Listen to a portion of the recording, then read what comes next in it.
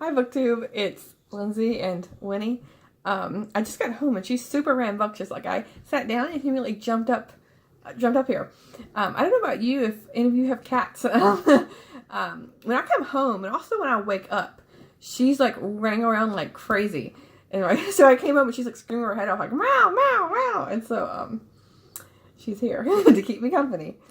I think she's been lonely today. So I'm here today to talk about my April TBR. It isn't as structured as March because I'm not participating in as many read-alongs and all of that. I'm still doing a couple of them, and so I'll talk about them first. This is The Great Hunt by Robert Jordan, and as you see, I've read this before. It's a reread. But this is for the Wheel of Time read-along that's happening. It started last in March. And it feels weird saying March was last month. Anyway, for that one, it's you're reading one book each month. So it kind of makes it easy because sometimes, it's a long series. And they're kind of big books that get kind of bigger as they go along in a way. And so this is the second one that we're going to be reading for the month of April. And hopefully I can start this one sooner than I did Eye of the World. So I'm not rushing to finish it like I was with that one. And so, this next one that it's continuing on from a read-along is Betsy in Spite of Herself by Maud Hart Lovelace. And this is a read-along with the Betsy Tacy Readalong. And last month, I read the one featuring Betsy when she's starting in high school. And so this is the next one. I'm not sure what age range she is. So it's a sophomore. Okay, so before it was like you were getting a book like she was 8, 10, 12, 14. And so now she's a sophomore, so she's just 1 year past the fifth book in the series. This is the sixth book. So I'm going to be excited to read this one. Like I mentioned in my March wrap-up, they have continued, Betsy Tacy series books have continued to be some of my favorite reads of each month. So I'm super excited to be getting to this one.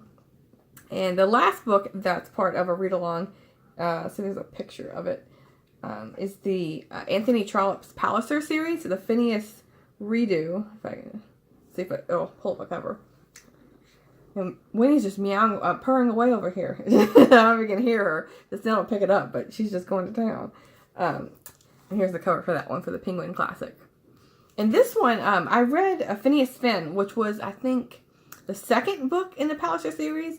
And so this, we're going back to him. And that one, compared to the third book, this is the fourth one. The third one was all about women. It was the Eustace Diamonds. It was like Society and Lady Eustace.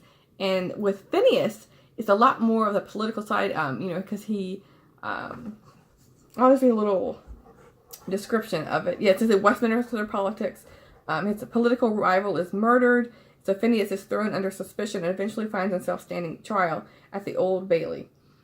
Just a little snippet of the synopsis. So anyway, those are the three books, the series I'm continuing on for read-alongs that are happening. And I'll leave a link in this, or my nose is itching, cat here. I'll leave a link in the description below to all of these read-alongs that are happening. This next one is Ramona the Pest by Beverly Cleary. I've actually never read, at least I think I've read maybe one, but I never read them as a kid. And I read the first one, Ramona, I can't even remember the name of it, what it was called. But anyway, the first one in this series, and this is the second one. And so I think it was Ramona Quimbley, maybe was just the name. So I really enjoyed them. And when I pick up a series, I try to kind of read them, not back to back, but sooner rather than later. So I don't forget about the series and I don't forget about what's happening. So this is what I wanted to pick up. And for those who don't know about the series, it's, the first book was following Ramona and her sister, and they're so funny because they're really different personalities, kind of like me and my sister. We were completely opposites, and so it's funny, watching them as kids and kind of like reliving your childhood a bit. And so that's why I like reading childhood books. So this one says, Ramona doesn't think she's a pest. She knows that she isn't a pest on purpose. So how in the world does Ramona get in trouble? Why does Davy run away whenever Ramona comes near him? And how does she manage to disrupt the whole kindergarten class during their rest time? Beverly Cleary is one of the... Oh, this goes on about the author. So that's a little snippet of what that one's about. And so the next few are going to be nonfiction. because I really want to put an emphasis on reading some nonfiction this month. And so this one has a cute cover. It's Deep Creek, Finding Hope in the High Country by Pam Houston. And so with this one, it says, beloved writer and teacher Pam Houston explores what ties her to the earth in essays as lucid and invigorating as mountain air. How do we become who we are in the world? We ask the world to teach us. In her travels from the Gulf of Mexico to Alaska, Pam Houston explores what ties her to earth. Her 120-acre homestead in the Colorado Rockies most of all. Here, elk, calves, and bluebirds mark the changing seasons. Winter temperatures drop to 35 below, and lightning sparked a 110,000-acre wildfire in a dry summer, threatening her century-old barn and its inhabitants. Along her devoted Irish wolfhounds, Houston learns what it means to take responsibility for a piece of land and the creatures on it. And I love these kind of like memoir-esque books where, you talk about, their life and the land that they're living on in the region, because I feel like for a person who's living there, they have a really good insight into making you understand what it feels like to be at that location. I've never really stayed in the Rockies. I've driven through them, not through the Rockies, but like, around them. I've seen them, but I've never like lived there or stayed there. So I love when you get insight into a person's life, to locations you might never be, might not ever see. This next one I hope I never see or experience. It's about a book about Chernobyl. And it's by Serhiy Plotky, and it's the history of a nuclear catastrophe. Oh my gosh, I can't talk today.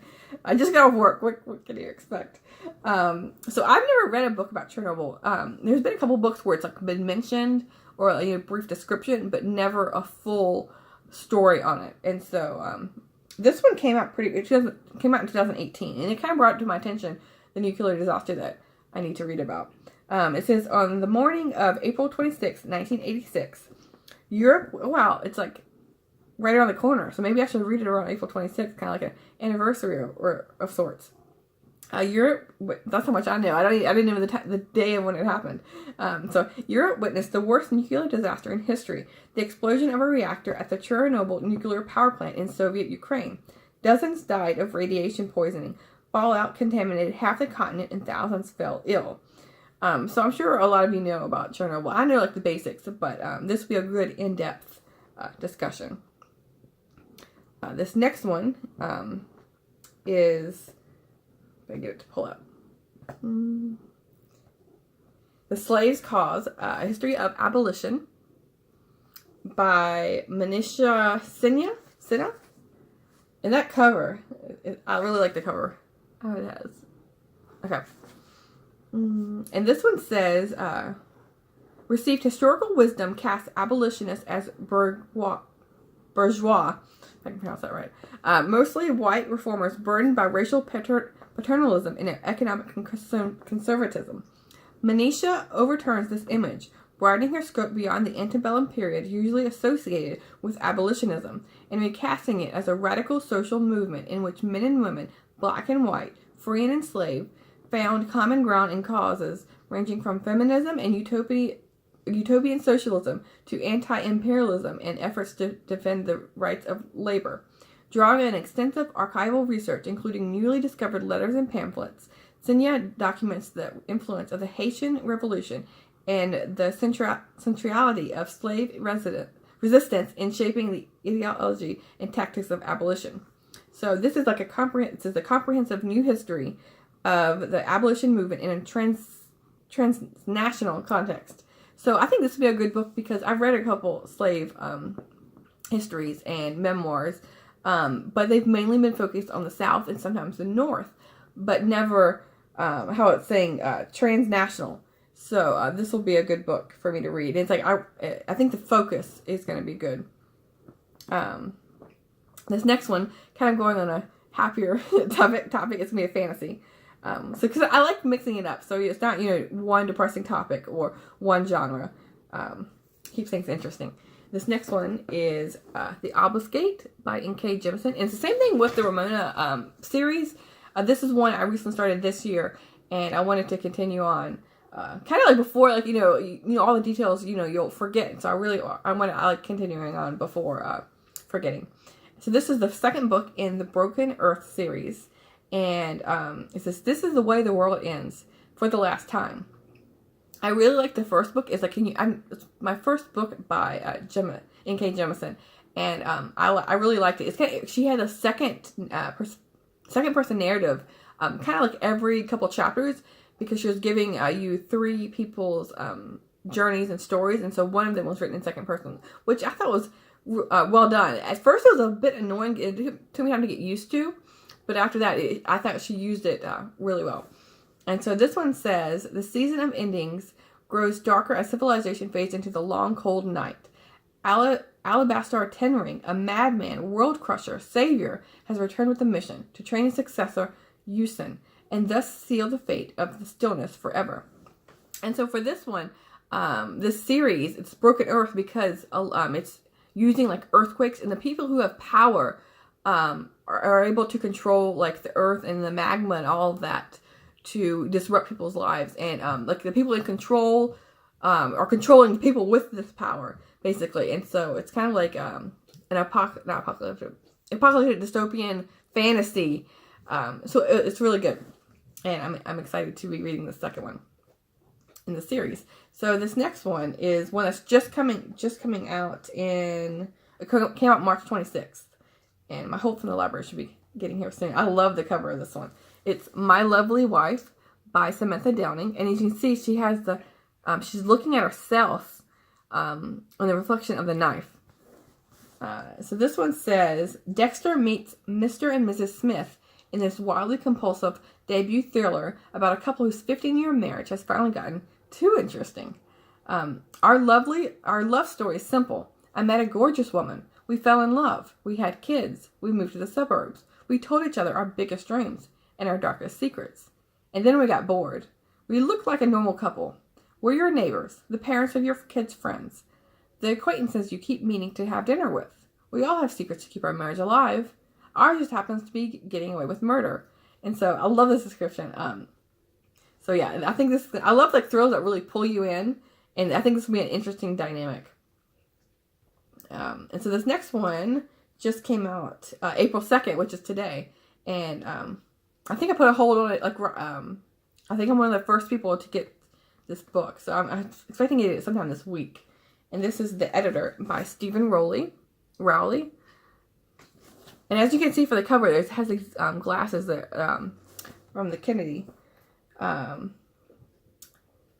This one says, after years of trying to make it as a writer in the 1990s New York City, James Small finally sells his novel to an editor at a major publishing house, none other than Jacqueline Kennedy Onassis. Jackie, as she's known in the office, has fallen in love with James's candidly autobiographical novel, one that exposes his own dysfunctional family.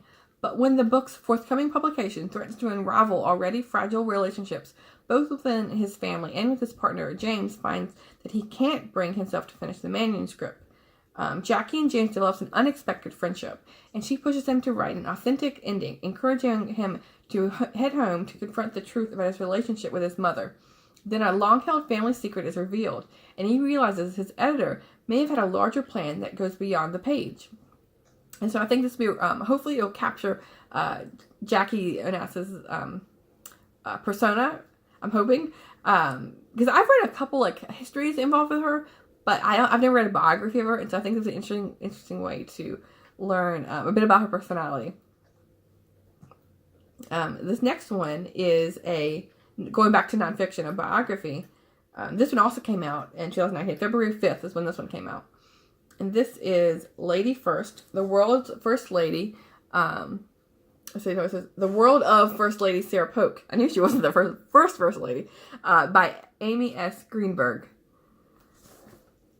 And this one says, at the same time as the Women's Rights Convention was taking place at Seneca Falls in 1848, First Lady Sarah Childers Polk was wielding influence unprecedented for a woman. Yet while history remembers the women of the convention, it has all but forgotten Sarah Polk. Now, Amy Greenberg brings her story into vivid focus. We see her father raises her on the frontier to discuss politics, and business as an equal with men. We see her use savvy and charm to help her brilliant but unlikely husband ascend to the White House, and we see her exercising truly extraordinary power as First Lady. And so, I know a lot, not of course, but I happen to know a lot about women's rights movement. I find that subject fascinating. I just finished a book today. It was like How Long Do We Wait, Mr. President? And it's all about Alice Paul and Woodrow Wilson, and they're like kind of like battle and like tug of war with getting the women's right to vote. So, but I don't know anything really about Polk. And Sarah Polk sounds like she's really pushing for women's rights when it wasn't always time. I've never even heard her name mentioned when studying women's rights. And so this will be an enlightening book for me to read. And this next one is another history. I'm putting a focus this month on history if you can't tell. This is Grant by Jean Edward Smith. And I have several biographies of Grant. And so I was like, which one do I start with? And this one kind of like stuck out for me. It says, Ulysses S. Grant was the first four-star general in the history of the United States Army and the only president between Andrew Jackson and Woodrow Wilson, speaking of Woodrow Wilson, to serve 8 consecutive years in the White House. As General-in-Chief, Grant revolutionized modern warfare. As president, he brought stability to the country after years of war and upheaval. Yet today, Grant is remembered as a brilliant general, but a failed president. And so I like this focus because it sounds like, because with Grant, of course, you can do a really involved study of him being a general, but I don't think as much focus is given on him as being a president. So I like this book because it sounds like it's gonna really dive into his time as a president. In this comprehensive biography, these conflicting assessments. So Jean Edward Smith reconciles these conflicting assessments of Grant's life. He argues convincingly that Grant is greatly underrated as a president. So yeah, this sounds like a good focus for me to read. This next one is the last one I'm going to be talking about. This long-winded TBR. And these are all the books I'm going to be reading this month. This is just like a snippet. These I'm for sure going to be reading all of these, but I might throw in a couple more this month. Because I tend to read between like 25 and 30 books. And so this is like, I don't know, like 10 or 15 of that I'll be reading. And most of the time when I set a TBR and then if something catches my eye from the library, if a hold comes in that I wasn't expecting, then I'll also include that in the month. That's basically how I do my reading, my planning for reading. And this last one is one I just started today, actually. And it's Underground by Will Hunt. It says, A Human History of the World Beneath Our Feet. And I really like this cover because you see, the city, and there's people walking in the street, but then you have all of this below. And especially for people who live in cities, all of this is happening below your feet. You probably don't always think of it because, it's out of sight, out of mind. This is a panoramic investigation of the subterranean landscape from sacred caves and derelict subway stations to nuclear bunkers and ancient underground cities, and an exploration of the history, science, architecture, and mythology of worlds beneath our feet.